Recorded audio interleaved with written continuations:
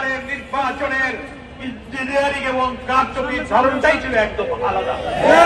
ওনারা ভেবেছিলেন জনগণ ভোটাররা হয়তো বুঝতে পারবে না, ভোটাররা তো ভোট কেন্দ্রে গেল, ভোট তো দিল, কিন্তু কামটা কখন সারা যায়।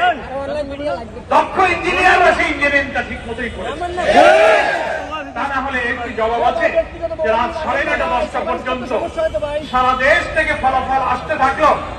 11 দলীয় ঐক্যে জামাত ইসলামী সহ সারা দেশ থেকে একের পর এক 9:30-10টা পর্যন্ত বিভিন্ন আসনে বিপুল বিজয়ের খবর যখন আসতে থাকলো, মানুষ জন আকাঙ্ক্ষা হিসেবে অপেক্ষা করছিল সংখ্যাগরিষ্ঠ আসনে 11 দলীয় ঐক্য জামাত ইসলামী বিজয়ী হয়ে সরকার গঠনের মতো সংখ্যাগরিষ্ঠতা ইনশাআল্লাহ লাভ করবে।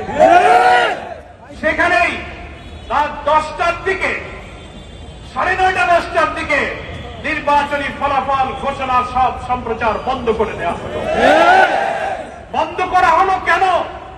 দীর্ঘ সময় বন্ধ করে দিয়ে এর মাঝখানে কি ইঞ্জিনিয়ারিং, কি রহস্য তৈরি করা হয়েছে, আর জামাত ইসলামী 11 দলীয় ঐক্যের বিজয়ের খবর আর আসে না।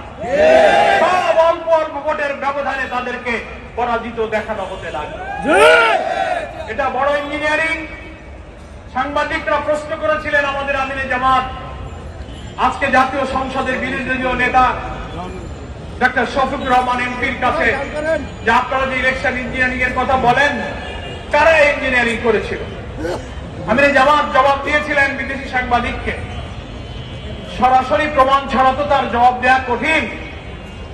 তবে অতীতে দেখা যায় যারা এই অপরাধ করে, যারা কারচুপি ইঞ্জিনিয়ারিং এ জড়িত থাকে, কোনো না কোনো ভাবে ওই যে আমি কলা খাইনি একটা গল্প আছে না, তাদের মুখ থেকেই একসময় বেরিয়ে যাবে।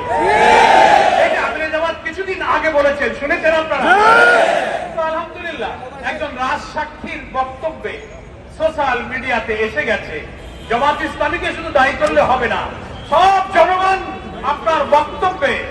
রিজওয়ানা হাসান, সম্মানের সাথে আপনাকে বলতে চাই, আপনি কি সাবেক অন্তর্বর্তীকালীন সরকারের উপদেষ্টা ছিলেন, আপনি আপনার বক্তব্যের অডিওটা, ভিডিওটা আপনি বারবার দেখুন।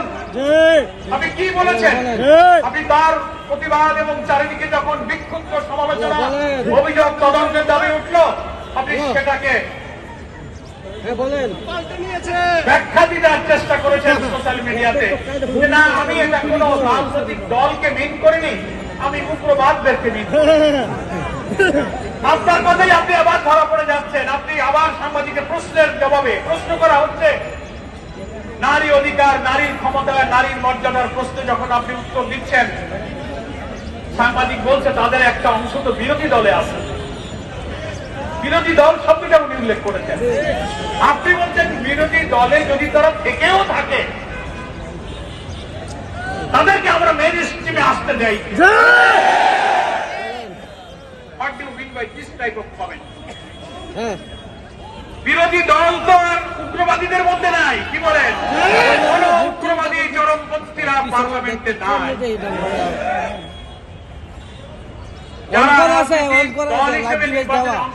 সকলেই নির্বাচন কমিশনের নিবন্ধিত রাজনৈতিক দল। ইসলাম কোন উগ্রবাদ, কোন চরমপন্থাকে সমর্থন করে না। আপনি সাক্ষাৎকারে মিন করতে চেয়েছেন ইসলামী রাজনীতি যারা করে, নারীর ক্ষমতায়ন, মর্যাদার ব্যাপারে আপনি তাদেরকে দোষী করতে চেয়েছেন যে তারা সে অধিকার চায় না। না, বরং আপনারা নারীবাদী হওয়ার দাবি করে যা বলেন তার চেয়ে হাজারো লক্ষ গুণ নারীর মর্যাদা ইসলাম দিয়েছে। জামাত ইসলামী সহ ইসলামী দল, ব্যক্তিত্ব, স্কলার,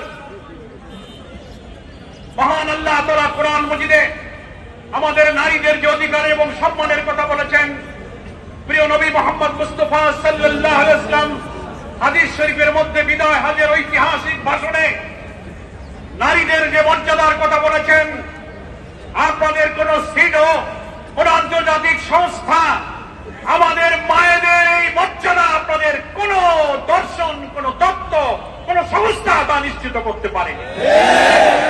ফলে আপনারা বারবার কোন প্রসঙ্গ আসলে নারীর অধিকারের প্রশ্নে আপনি ইসলামপন্থীদের উপর চাপাবার চেষ্টা করেন।